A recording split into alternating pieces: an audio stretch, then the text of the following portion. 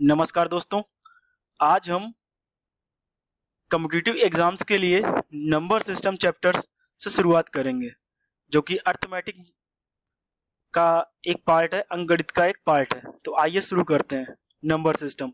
Number system शुरू करने से पहले हमें ये जान लेना चाहिए कि नंबर्स कितने टाइप्स के होते हैं। तो पहले शुरुआत करते हैं नेचुरल नंबर। नेचुरल नंबर को बोलते हैं प्राकृतिक संख्याएं। प्राकृतिक संख्याएं यानी कि संख्याएं 1 2 3 4 5 से लेके इनफाइनाइट तक जो नंबर होते हैं उन्हें क्या बोलते हैं? प्राकृतिक संख्या। अगला है होल नंबर, जिन्हें बोलते हैं पूर्ण संख्या। अगर हम प्राकृतिक संख्याओं में जीरो इंक्लूड कर दें तो वो क्या बन जाती हैं? पूर्ण संख्याएं बन जाती हैं। ये लिखा भी था, whole numbers are the natural numbers together with zero, और ये कहां तक? इनफाइनाइट तक। तो यहां से एक रिजल्ट निकल के आता है कि सभी प्राकृतिक संख्याएं पूर्ण संख्याएं होती हैं, लेकिन सभी पूर्ण संख्याएं प्राकृतिक संख्याएं नहीं होती, क्योंकि जीरो जो है प्राकृतिक संख्या नहीं होती है। All natural numbers are whole numbers, but all whole numbers are not natural numbers. आगे चलते हैं। अगला है इंटीजर्स, जिसे बोलते हैं हिंदी में पूर्णांक, जो कि तीन टाइप के होते हैं। इंटीजर्स तीन टाइप के होते हैं। कौन कौन से होते हैं वो देख लो। एक होता है निगेटिव, एक आ जाता है जीरो, एक होता है पॉजिटिव। निगेटिव में नंबर्स आ जाते हैं माइनस इन्फिनिटी से -1 तक, -2 -1। जीरो तो है ही यहाँ पे, इसे न्यूट्रल भी बोल सकते हैं। और ये पॉजिटिव इंटीजर्स में यानी कि कहां से? 1 2 3 इनफाइनाइट तक। तो इस तरीके से ये इंटीजर्स हो गए। तो यहाँ पे हम ये कह सकते हैं कि सभी होल नंबर्स इंटीजर्स होते हैं, लेकिन सभी इंटीजर्स होल नंबर्स नहीं होते। या ये कह सकते हैं सभी नेचुरल नंबर्स इंटीजर्स होते हैं, लेकिन सभी इंटीजर्स नेचुरल नंबर्स नहीं होते, क्योंकि वहां पे निगेटिव और जीरो मिस होता है। ठीक है, आगे चलते हैं। रेशनल नंबर, जिन्हें बोलते हैं परिमेय संख्याएं। क्या बोलते हैं? परिमेय संख्याएं, यानी वे नंबर जो दो इंटीजर्स के रेशियो में हो, या वे नंबर जिन्हें हम p बाई क्यू के फॉर्म में रिप्रेजेंट कर सकें, जहां पे q doesn't equal to zero, जहां पे q हमारा जीरो के बराबर नहीं होना चाहिए। तो देखो, जितने भी इंटीजर्स होते हैं, नेचुरल नंबर्स होते हैं या होल नंबर होते हैं, उनके डिनोमिनेटर में यानी हर में हम 1 लगा के लिख सकते हैं। जैसे 2 कोई नंबर है हमारा, ये सब में आ सकता है, इंटीजर भी है, नेचुरल नंबर भी है और होल नंबर भी है, तो इसके डिनोमिनेटर में 1 लिख सकते हैं। तो ये p बाई क्यू हो गया जाके। जब ये p बाई क्यू हो गया तो यानी क्या है? रेशनल नंबर है। ओके, और अदर नंबर्स में आ जाएगा 3/5 है, 4/5 है, ये सभी नंबर क्या हो गए? रेशनल नंबर हो गए। अब देखिए यहाँ पे एक दिमाग में ये चीज आती होगी, ये रेशनल नंबर भी यही है, न्यूमरेटर और डिनोमिनेटर की बात कर रहा है। तो फ्रैक्शन और रेशनल नंबर में डिफरेंस क्या हुआ जाके? फ्रैक्शन यानी भिन्न, फ्रैक्शन को क्या बोलते हैं? भिन्न बोलते हैं। भिन्न और परिमेय संख्याओं में अंतर क्या हुआ? अंतर सिंपल सा है कि यहाँ पे हमारा जो रेशनल नंबर होता है, यहाँ पे इन दोनों का यानी कि न्यूमरेटर और डिनोमिनेटर का एचसीएफ जो होता है वो होता है 1। रेशनल नंबर में अंश और हर का जो एचसीएफ यानी मासा होता है वो कितना होता है? 1 होता है। लेकिन यहाँ फ्रैक्शन में जरूरी नहीं है। फ्रैक्शन में 2/4 एक फ्रैक्शन है, लेकिन अगर कहा जाए रेशनल नंबर है या नहीं है तो ये नहीं है, क्योंकि इन दोनों का एचसीएफ जो होगा वो 1 नहीं 2 आ रहा होगा। इसलिए ये क्या है? फ्रैक्शन तो है लेकिन रेशनल नंबर नहीं है। अब आगे की बात करते हैं इर्रेशनल नंबर। इर्रेशनल नंबर जो होता है वो होता है अपरिमेय संख्या। अपरिमेय संख्या, इन्हें ये कह सकते हैं सिंपल सा कि जिनको p बाई क्यू के फॉर्म में यानी रेशियो के फॉर्म में ना लिखा जा सके, या दशमलव में ऐसी संख्याएं जो कभी जिनका अंत ना हो और ना ही रिपीटिंग हो, यानी कि ना ही रिपीट करें। इसको हम अभी आगे जब डेसिमल फ्रैक्शन पढ़ाएंगे उसमें डिटेल से डिस्कस करेंगे। तो यहाँ पे देखिए कुछ रिजल्ट्स हैं। पाई जो होता है हमारा इर्रेशनल नंबर होता है, लेकिन 22/7 जो है वो इर्रेशनल नंबर नहीं है, ये रेशनल नंबर है, क्योंकि इसे p बाई क्यू के फॉर्म में रिप्रेजेंट कर सकते हैं, लिख सकते हैं। तो अब दिमाग में ये वैल्यू आई होगी, पाई की वैल्यू 22/7 होती है, लेकिन जो एग्जैक्ट वैल्यू होती है वो पाई की वैल्यू 22/7 नहीं होती है। ये एक अप्रोक्सीमेट वैल्यू होती है, यानी लगभग में वैल्यू होती है, लगभग में वैल्यू होती है, जो कि दशमलव के 5 स्थान तक लेने पर 22/7 लगभग में निकल के आता है। ओके फ्रेंड्स, आगे चलते हैं। अच्छा, इसमें एक और चीज बताना चाहूंगा, ऐसे नंबर जो परफेक्ट स्क्वायर ना हो और रूट के अंदर हो वो सभी क्या होते हैं, इरेशनल नंबर होते हैं। 11 हो गया, √5 हो गया, √7 हो गया, √8 हो गया, इस टाइप के जितने भी नंबर होंगे जाके, यानी जो परफेक्ट स्क्वायर ना हो और रूट के अंदर हो, ऐसे नंबर्स को क्या बोलते हैं, इरेशनल नंबर बोलते हैं। अगला जो है वो है रियल नंबर। रियल नंबर को हम ये कह सकते हैं कि रेशनल और इरेशनल नंबर को मिला दिया जाए, यानी रेशनल और इरेशनल दोनों को मिला दिया जाए तो क्या बन जाती है, रियल नंबर। रियल नंबर को हिंदी में बोलते हैं वास्तविक संख्याएं, वास्तविक संख्याएं। ओके फ्रेंड्स, अब देखिए इनको हम एक फिगर से समझ सकते हैं। अगर ये हमारा नेचुरल नंबर है,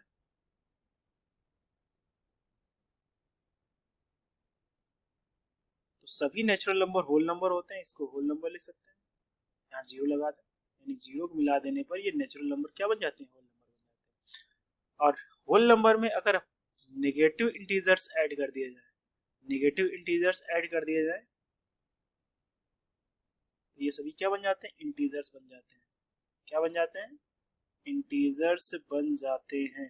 तो ये कह सकते हैं सभी नेचुरल नंबर होल नंबर होते हैं, सभी नेचुरल नंबर इंटीजर्स होते हैं। नेगेटिव का मतलब वही -∞ से -1 तक जो संख्याएं हैं इसमें मिला दीजिए तो ये क्या बन जाएगा जाके, हमारा इंटीजर्स बन जाएंगे जाके। होल नंबर्स में नेगेटिव इंटीजर्स मिला दिए तो इंटीजर्स बन जाएंगे जाके। ठीक है, तो सभी नेचुरल नंबर इंटीजर्स होते हैं लेकिन सभी इंटीजर्स नेचुरल नंबर नहीं होते। सभी होल नंबर इंटीजर्स होते हैं लेकिन सभी होल नंबर इंटीजर्स, सभी होल नंबर इंटीजर होते हैं लेकिन सभी इंटीजर्स होल नंबर नहीं होते। अगला है, ये अगर रेशनल नंबर है, कहने का मतलब 2/3, 4/11, यानी इस टाइप की जो वैल्यूज हैं यहाँ पे मिला दी जाए तो ये सभी क्या हो जाती हैं, रेशनल नंबर बन जाती हैं जाके। क्योंकि इन सभी नंबर्स को हम पहले ही बता चुके हैं रेशनल नंबर्स के फॉर्म में रिप्रेजेंट कर सकते हैं। जैसे हमारा यहाँ से मान लो नेचुरल नंबर 2 है तो 2 को हम 2/1 लिख सकते हैं, 2/1 लिख सकते हैं। ठीक है, तो ये क्या हुआ, रेशनल नंबर हुआ। अब ये इरेशनल वाला आ जाता है पार्ट, इरेशनल, इसमें वही √2 हो गया और नंबर इस टाइप के हो गए जो दशमलव के बाद कभी खत्म ही ना हो, चले जा रहा है, कुछ भी आ रहा है, ना तो रिपीट हो रहा है, तो इस टाइप के नंबर्स को रेशनल इरेशनल नंबर बोलते हैं। और इन सबको मिला दिया जाता है तो बन जाता है रियल नंबर, यानी कि वास्तविक संख्याएं। ठीक है दोस्तों, अब आते हैं कॉम्प्लेक्स नंबर पर। कॉम्प्लेक्स नंबर वे नंबर होते हैं जिन्हें जेड से रिप्रेजेंट करते हैं और x प्लस आई वाई के फॉर्म में रिप्रेजेंट करते लिख सकते हैं, जहां पे x होता है इनका रियल पार्ट और y जो होता है इमेजिनरी पार्ट होता है, इमेजिनरी पार्ट होता है। और i को लिख बोलते हैं आयोटा, आयोटा यानी कि इसकी वैल्यू जो होती है i की होती है अंडर रूट के अंदर -1। ठीक, आयोटा इसलिए बोलते हैं क्योंकि आयोटा ने इसकी खोज की थी। अब आते हैं इवन नंबर। इवन नंबर वे नंबर होते हैं जो 2 से डिविजिबल हो, 2 से डिविजिबल हो, डिविजिबल बाई 2, डिविजिबल बाई, या ये कह सकते हैं जिनका यूनिट प्लेस कितना हो, 0 हो, 2 हो, 4 हो, 6 हो, 8 हो, ये यूनिट प्लेस पे होने चाहिए। यूनिट प्लेस यानी इकाई के अंक पे होने चाहिए, ये इकाई के अंक पे होने चाहिए। एग्जांपल जैसे 240 है तो इकाई के अंक पे कितना, 0, तो ये इवन नंबर है। ऐसे ही 341 हो गया जाके तो यहाँ यूनिट प्लेस पे 1 है तो ये इकाई का अंक नहीं। ऑड नंबर को ऐसे सिंपल से बोल सकते हैं not divisible by 2, not, not लिखा है, नॉट डिविजिबल बाई 2। या ये कह सकते हैं यूनिट प्लेस पे कितना होना चाहिए, 1 होना चाहिए। 3 हो, 5 हो, 7 हो, 9। एग्जाम्पल ले तो 4 to 1, इकाई के स्थान पे 1 दिख रहा है यानी कि ये क्या है, ऑड नंबर। 3, 4, 9 ये एक ऑड नंबर। ठीक है, इस टाइप के नंबर्स को बोलते हैं ऑड नंबर। अब आते हैं प्राइम नंबर पे। वे संख्याएं जिनके केवल और केवल 2 फैक्टर्स में, यानी exactly 2 factors, exactly 2 factors, factors, उन्हें बोलते हैं प्राइम नंबर्स। यहाँ समझाते हैं प्राइम नंबर्स के बारे में।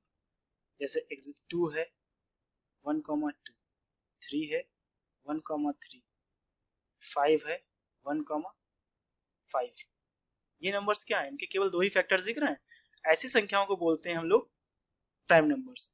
जैसे 7 हो गया तो 1,7, तो 1 to 125 होती है प्राइम नंबर्स। 1 से लेके 100 तक कितने प्राइम नंबर्स होते हैं? 25। ये क्वेश्चन आया हुआ है, ध्यान रखेंगे। 1 से लेके 100 तक कितने प्राइम नंबर्स होते हैं? 25 प्राइम नंबर्स होते हैं। अब आते हैं को प्राइम नंबर पे, इन्हें बोलते हैं सहअभाज्य संख्याएं। हिंदी में बोला जाता है सहअभाज्य संख्याएं।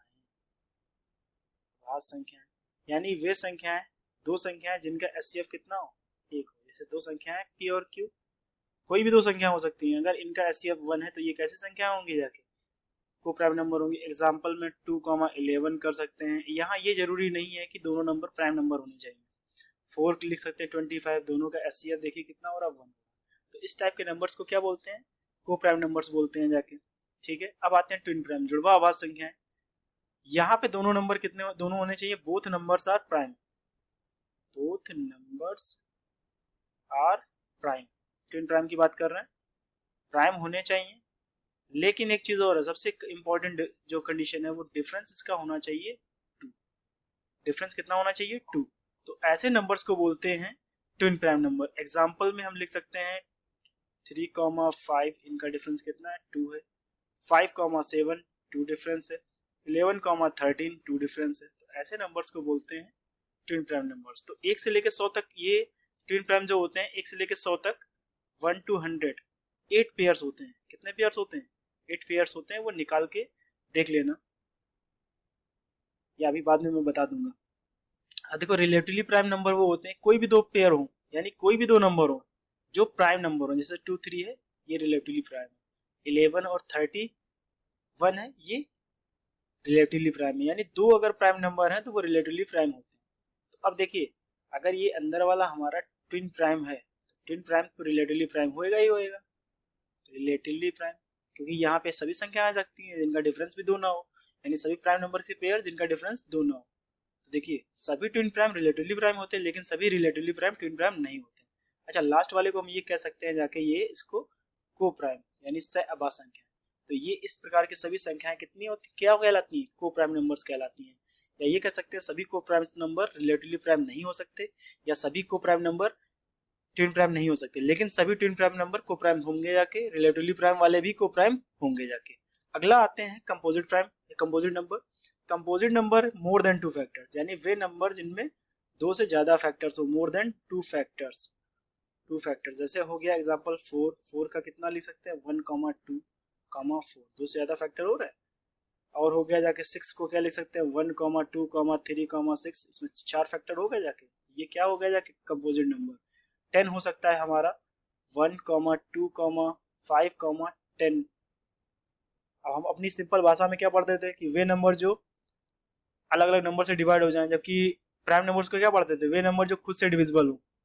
तो वो डेफिनेशन नहीं पढ़नी, हमें ये डेफिनेशन पढ़नी जो हमने बताई है कि प्राइम नंबर्स के लिए एग्जैक्टली 2 फैक्टर्स और कंपोजिट नंबर्स के लिए मोर देन 2 फैक्टर्स। अब आगे जानते हैं फेस वैल्यू और प्लेस वैल्यू क्या होती है।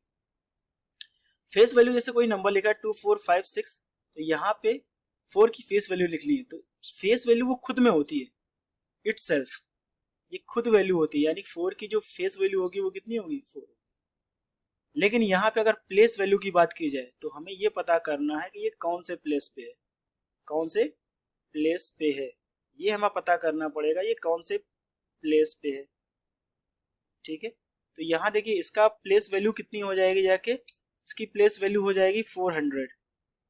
जब ये इसको करेंगे जाके तो ये इसकी वैल्यू आ जाएगी 400 आ जाएगी जाके, ये वैल्यू 400 हो जाएगी जाके, यानी कि ये वाली वैल्यू जो आएगी जैसे इस पे करेंगे जाके तो ये वैल्यू हो जाएगी 400। क्लियर?